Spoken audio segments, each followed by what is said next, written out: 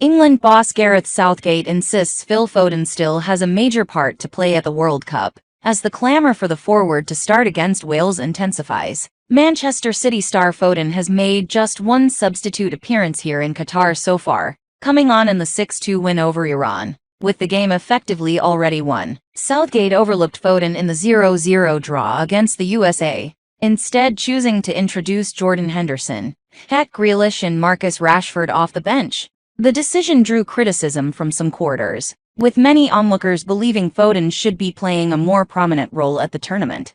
And ahead of Tuesday's game against Wales, Southgate has provided a major hint that he is ready to unleash Foden. "We love Phil. He is a super player," the England boss told ITV Sport. "He was into the first game. We decided not to put him into the second, but he is going to play an important part in this tournament for us. There is no question about that. We haven't got any issue with Phil. In September he started both games for us, and we put him into the game versus Iran.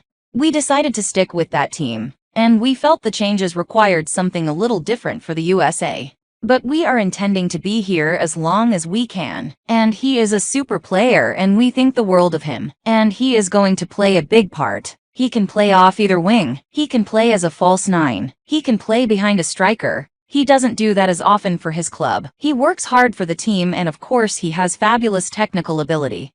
Southgate is not expected to make wholesale changes to the team that started against the USA, though he is considering refreshing his forward line. When asked about the prospect of making changes to his starting side, Southgate replied, "We will see. We want to win football matches, and we want to try to top the group if we can. So we've got to make sure there is some consistency in what we do and our performances are healthy. There is always a balance of finding game time for players, but the priority is to win games. We have to win football matches. We are going to play a team who are wounded, who are going to have very high motivation to beat us. We've got to be tactically correct and find our best level. We've got to make sure we are compassed, but also that we play with a real attacking vigor."